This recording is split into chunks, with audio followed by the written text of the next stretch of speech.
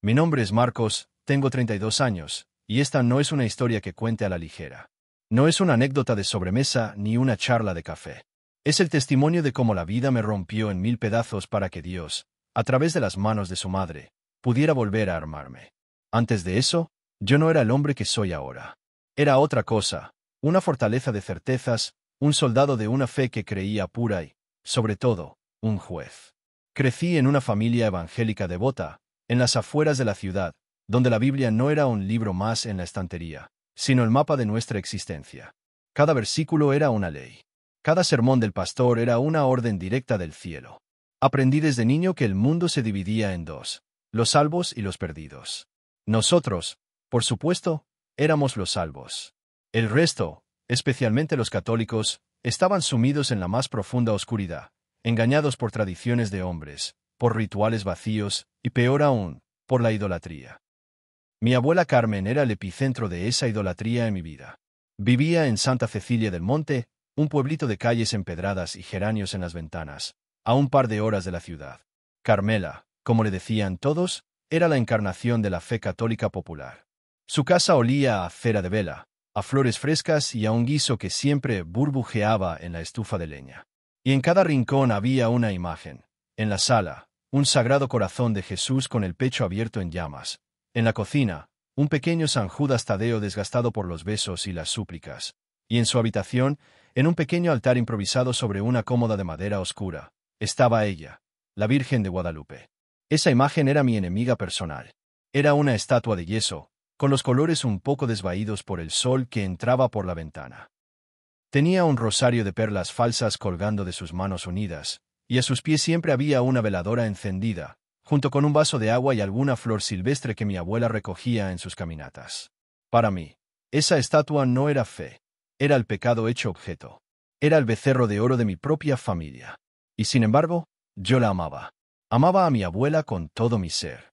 Era la mujer que me enseñó a leer, la que me contaba historias de duendes y estrellas, la que me preparaba el mejor chocolate caliente del mundo. Pero su fe me dolía. Me dolía físicamente, como una espina clavada en el corazón. Porque la amaba tanto que no soportaba la idea de que se perdiera. En mi mente de 20 y pocos años, llena de la arrogancia que solo la juventud y el celo religioso pueden dar, yo tenía la misión de salvarla. Recuerdo perfectamente aquel día. Era un sábado, yo tenía 24 años. Había ido a visitarla como solía hacer una vez al mes. Estábamos en su pequeña cocina mientras ella amasaba tortillas de harina. El sol de la tarde entraba a raudales, iluminando el polvo que flotaba en el aire. Hablamos de todo y de nada, del calor, de los vecinos, de mis estudios. Pero yo sentía una inquietud, una urgencia que me quemaba por dentro. El pastor había predicado la semana anterior sobre el mandato de ir y hacer discípulos, de arrancar a la gente de las garras del engaño. Y yo tenía a mi propia abuela en esas garras. Esperé a que terminara con las tortillas. Ella se sentó frente a mí, con su sonrisa cansada y sus ojos llenos de una paz que entonces yo confundía con ignorancia. Abuela, comencé, con un tono que pretendía ser amoroso, pero ya cargaba el peso del juicio, porque sigues rezándole a esa estatua. Le recité el mandamiento de Éxodo 20 como un fiscal que presenta pruebas irrefutables. No te harás imagen ni ninguna semejanza de lo que esté arriba en el cielo, no te inclinarás a ellas ni las honrarás. Ella me miró. Su sonrisa no desapareció, solo se tiñó de una leve tristeza. Mi hijo, dijo con voz suave, yo no le rezo a la estatua. Yo le pido a la mamá de Jesús que le hable de mí a su hijo. ¿Sabes? Como cuando tú eras niño y querías pedirme algo, pero primero ibas con tu mamá para que ella me convenciera. Su explicación, tan sencilla y tan llena de lógica casera, solo encendió más mi furia. Era, para mí, la justificación perfecta para su pecado. Me levanté de la silla. El corazón me latía con fuerza, bombeando una mezcla de miedo y justicia propia. Eso es idolatría, abuela. Le dije alzando la voz. Idolatría, estás poniendo a una mujer, a una simple criatura, en el lugar de Dios. Estás adorando yeso y pintura. Eso es una abominación. La Biblia dice que solo hay un mediador entre Dios y los hombres, y es Jesucristo. No María. Mi voz resonaba en la cocina. Mi abuela se encogió un poco en su silla. Sus manos, cubiertas de harina, se juntaron en su regazo. Sus ojos, antes pacíficos, se llenaron de una herida profunda, una que yo mismo estaba abriendo con mis palabras como cuchillos. Pero no me detuve. Abuela, te amo. Y porque te amo, tengo que decirte la verdad. Si sigues en este camino, si sigues arrodillándote ante esos ídolos, te vas a ir al infierno. Estás rechazando a Cristo por seguir a una estatua. El silencio que cayó en esa cocina fue más pesado que cualquier grito. El zumbido de una mosca contra el cristal de la ventana sonaba como un trueno. Mi abuela bajó la cabeza. Vi una lágrima, una sola, rodar por su mejilla arrugada y caer sobre sus manos enharinadas. No dijo nada. No me regañó, no se defendió. Solo lloró en silencio. Ese silencio fue mi condena, aunque en ese momento no lo supe. Su dolor me hizo sentir poderoso y culpable al mismo tiempo. En mi mente, había cumplido con mi deber. Había plantado la semilla. Me despedí con torpeza, sin el abrazo de siempre. Le di un beso rápido en la frente y salí casi huyendo de la casa. Monté mi motocicleta, una vieja Honda que era mi orgullo y mi libertad. Mientras el motor rugía, sentía una mezcla extraña de triunfo y amargura. La imagen de la lágrima de mi abuela no se borraba de mi mente, pero la ahogué con la certeza de que había hecho lo correcto. El fin justifica los medios, me repetía. La salvación de su alma vale una lágrima. ¡Qué ciego estaba!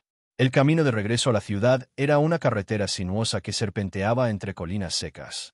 El sol comenzaba a ponerse, tiñendo el cielo de naranjas y morados. Aceleré. El viento en mi cara era como un lavado de culpa, una purificación. Iba pensando en mis palabras, en mi valentía, en mi fidelidad a Dios. Me sentía un profeta, un guerrero. Y fue en el apogeo de mi soberbia, en una curva cerrada que conocía de memoria, cuando mi vida cambió para siempre. No sé exactamente qué pasó.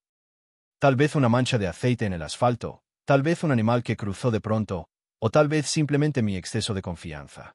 La llanta trasera derrapó. La moto se fue de lado. Recuerdo el sonido metálico del arrastre contra el pavimento, las chispas de la fricción y luego la sensación de volar. El mundo se puso en cámara lenta. Mi cuerpo se separó de la máquina y, por un instante, floté en el aire viendo el cielo crepuscular girar a mi alrededor. En ese segundo eterno vi mi vida pasar, mi infancia, mis padres y el rostro de mi abuela con aquella lágrima solitaria cayendo por su mejilla. El impacto contra el suelo fue brutal. Un dolor blanco, insoportable, me partió la espalda y la pierna. Rodé por el asfalto y terminé en una zanja al costado del camino. El silencio después del estruendo fue absoluto, solo interrumpido por el pitido agudo en mis oídos. El dolor era una ola de fuego que me consumía. Intenté moverme, pero mi cuerpo no respondía. Mi pierna derecha estaba en un ángulo imposible. Sentí un líquido caliente correr por mi espalda. Era mi sangre. Estaba solo. La noche caía rápido. Nadie me había visto. Me iba a morir allí, en una zanja, desangrado como un animal atropellado. El pánico me devoró. Empecé a orar, a gritarle a Dios. Señor, sálvame. No me dejes morir. Por favor, Dios mío, ayúdame. Pero mis oraciones eran huecas, como si chocaran contra un techo de bronce. No sentía paz. No sentía a Dios. Solo terror. El frío empezó a invadirme desde las extremidades. Mi visión se nublaba. El dolor se convertía en un zumbido lejano. Sabía que me estaba yendo. Y en mi desesperación, en mi agonía, la imagen que vino a mi mente no fue la de un trono celestial ni la de un coro de ángeles. Fue la estatua de yeso en el cuarto de mi abuela, la Virgen de Guadalupe. Y en un acto que mi mente teológica no podía procesar, en un susurro que brotó de lo más profundo de mi alma rota, dije algo que nunca pensé pronunciar. Si Eres real, e iré. Y entonces ocurrió. No fue una luz cegadora ni una voz del cielo. Fue algo mucho más sutil, más íntimo. En medio de la oscuridad de la zanja, comencé a percibir una presencia a mi lado. Era una calidez, una paz inmensa que desplazaba al dolor y al pánico. Giré la cabeza con el último esfuerzo que me quedaba, y la vi. No era una estatua de yeso. Era una mujer, de pie junto a mí, aunque sus pies no tocaban el suelo polvoriento. Llevaba un manto azul salpicado de estrellas y una túnica rosa. Su rostro era el de una joven mestiza, de una belleza serena e indescriptible. Sus manos no estaban juntas en oración. Una de ellas estaba extendida hacia mí, como si me impidiera seguir rodando hacia la oscuridad. No me habló con palabras, pero su mirada me lo dijo todo. Era una mirada de compasión infinita, de amor maternal. Una mirada que no juzgaba mi arrogancia, ni mis errores, ni mi teología torcida. Era una mirada que decía, aquí estoy. No estás solo. Te sostengo. Y en su rostro reconocí los ojos de mi abuela. La misma ternura, la misma paz. El olor del lugar cambió. El aroma metálico de la sangre y el polvo fue reemplazado por un perfume imposible, el dulce e intenso olor de rosas frescas. Cerré los ojos y, por primera vez desde el accidente, sentí que no iba a morir. Una paz profunda me envolvió como un manto. Y me desmayé. Desperté en un hospital. La luz blanca del techo me cegaba. El olor antiséptico me llenaba las fosas nasales. Intenté moverme y un dolor sordo recorrió todo mi cuerpo. Mi pierna derecha estaba envuelta en un yeso enorme, suspendida en el aire. Tenía tubos conectados en ambos brazos y un monitor marcaba mi pulso irregular. Tranquilo, hijo, ya despertaste. Era la voz de mi abuela Carmen. Estaba sentada en una silla junto a mi cama, con el rosario entrelazado en sus dedos. Sus ojos estaban hinchados de tanto llorar, pero en ellos brillaba un alivio inmenso. Abuela, susurré con la garganta seca. SHHH, no hables mucho. Estás a salvo. Me acarició la frente con ternura. Un trailero te encontró anoche. Dice que fue un milagro que te viera. Fruncí el ceño. ¿Ah? ¿Milagro? Ella asintió. Se detuvo porque le pareció ver unas luces extrañas en la zanja. Un escalofrío recorrió mi espalda. Poco después entró un médico. Era un hombre canoso, de aspecto serio, con la voz de quien carga décadas de experiencia. Me revisó los signos vitales y me explicó. Joven, sus heridas son graves, múltiples fracturas en la pierna, 3 costillas rotas, una de ellas perforó un pulmón. Además, contusión cerebral y gran pérdida de sangre. Francamente, con el tipo de accidente que tuvo y el tiempo que pasó antes de que lo encontraran, usted no debería estar aquí. O al menos no tan consciente. Me miró fijamente. Alguien allá arriba lo quiere mucho. Sus palabras retumbaron en mi pecho. Los días en el hospital fueron largos y dolorosos. Pero el dolor físico era nada comparado con la tormenta interior que me desgarraba. La imagen de aquella mujer en la zanja no se borraba de mi mente. La paz que sentí, el perfume de rosas que a veces volvía sin explicación, tan real que buscaba flores inexistentes en la habitación, todo me perseguía. Y junto a eso, el recuerdo de mis palabras crueles hacia mi abuela me quemaba más que cualquier herida. Una tarde, cuando estábamos solos, reuní valor. Abuela, mi voz se quebró. Perdone. Fui un tonto arrogante, te lastimé. Ella tomó mi mano con las suyas, tibias y arrugadas, y dejó que sus lágrimas cayeran sobre mi piel. Ya te perdoné, hijo, desde el momento en que saliste por esa puerta. Esa misma noche me arrodillé frente a la Virgencita y le pedí, Madre, no le tomes en cuenta sus palabras. Es un niño soberbio, pero tiene buen corazón. Cuídalo. No dejes que le pase nada malo. Sentí un nudo en la garganta. Abuela, yo la vi. Mis palabras fueron un susurro tembloroso. En la zanja, cuando pensé que iba a morir, era ella. Y olía a rosas. Los ojos de mi abuela se iluminaron con una ternura indescriptible. Claro que la viste, hijo. Ella nunca abandona a sus hijos, especialmente a los más necios. Su respuesta, lejos de sonar mística, tenía la sencillez de la verdad más pura. Aquella confesión marcó el inicio de mi verdadero camino. La recuperación física fue lenta, terapias dolorosas, noches de insomnio, cicatrices que ardían. Pero la recuperación espiritual fue aún más intensa. Una revolución interna que me derrumbaba y reconstruía al mismo tiempo. Cuando al fin salí del hospital en silla de ruedas, pedí una sola cosa. Llévenme a la casa de la abuela. Santa Cecilia del Monte me recibió con sus calles empedradas y el aire a leña y campo. Al entrar en la casa de mi abuela, los aromas de siempre me golpearon. Cera, flores y chocolate caliente. Pero ya no lo sentí como antes, ya no eran superstición. Ahora eran fragancias sagradas. Me dirigí directo a su habitación.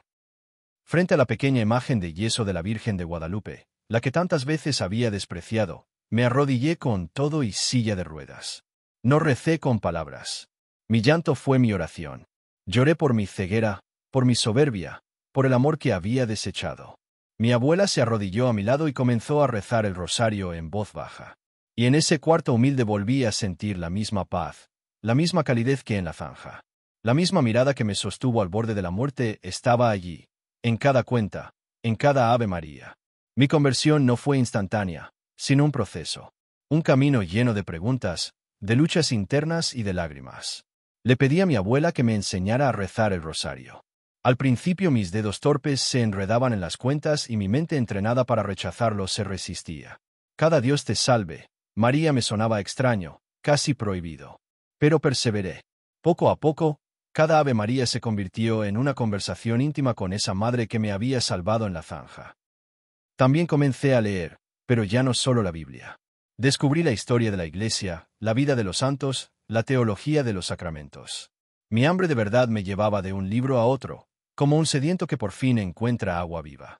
Mi abuela me presentó al párroco del pueblo, el padre Javier, un hombre mayor de manos gruesas de campesino y una sonrisa que inspiraba confianza. Mis encuentros con él fueron mi verdadero catecismo. Yo llegaba cargado de objeciones. ¿Por qué confesar los pecados a un hombre? ¿Por qué creer que el pan y el vino son el cuerpo y la sangre de Cristo? ¿Por qué venerar a los santos? Él me escuchaba pacientemente. Nunca se ofendía, nunca discutía. Respondía con calma. En la confesión no te arrodillas ante un hombre, hijo. Te arrodillas ante Cristo, que actúa a través del sacerdote para darte un perdón tangible, audible. La Eucaristía no es un símbolo vacío. Es la promesa cumplida de Jesús. El que come mi carne y bebe mi sangre tiene vida eterna. Y venerar a los santos y a la Virgen no es adorarlos, es honrar a nuestros hermanos mayores en la fe, pedirles su intercesión como pedirías a un amigo que ore por ti. Cada respuesta no solo calmaba mi razón, sino que sanaba mis heridas más profundas. Pero la batalla más dura no fue intelectual, sino familiar. Cuando compartí mi experiencia y mi intención de convertirme al catolicismo, el mundo que conocía se me vino abajo. Mi antiguo pastor me llamó aparte y me dijo con voz grave: Satanás se disfraza de ángel de luz. Esa visión no fue de Dios, Marcos. Fue una trampa. Mis amigos se apartaron. Algunos me acusaron de traición. Mis propios padres, con lágrimas, me llevaron a sesiones de oración para liberarme del supuesto espíritu de engaño. Era como si hubiese muerto para ellos. La soledad fue inmensa. Sentí que perdía todo: amigos, comunidad, familia. Pero en medio de esa pérdida había encontrado algo mucho más grande. Un hogar con 2000 años de historia, con la sabiduría de los santos, con la belleza de la liturgia y, sobre todo, con la presencia real de Cristo en la Eucaristía. Y había encontrado una madre. El día de mi confirmación fue el día más importante de mi vida. La ceremonia fue en la pequeña parroquia de Santa Cecilia del Monte. La iglesia estaba llena. Mi abuela Carmen, con lágrimas que no paraban de rodar por sus mejillas, fue mi madrina. Cuando el obispo ungió mi frente con el santo crisma, sentí que todas las heridas de mi pasado se cerraban. Y cuando recibí la Eucaristía por primera vez, cuando el padre Javier elevó la hostia y dijo: «El cuerpo de Cristo». Y yo respondí con un amén que brotó de lo más profundo de mi ser. Supe sin sombra de duda que estaba en casa. Hoy tengo 32 años. Mi vida es distinta. Trabajo como fisioterapeuta, ayudando a otros a sanar sus cuerpos rotos, porque sé lo que es estar quebrado por dentro y por fuera. Mi relación con mis padres es cordial, aunque todavía no comprenden mi camino. Rezo por ellos todos los días. Mi abuela Carmen sigue siendo mi faro. Cada vez que puedo, regreso a Santa Cecilia del Monte. Nos sentamos en su cocina, tomamos chocolate caliente y rezamos el rosario juntos frente a esa misma imagen de la Virgen de Guadalupe. Esa imagen que antes llamé ídolo es ahora para mí una ventana al cielo, un recordatorio constante del amor misericordioso de una madre que me recogió de una zanja. Cuando miro atrás y recuerdo al joven arrogante que hirió a la mujer que más amaba en nombre de Dios, siento vergüenza.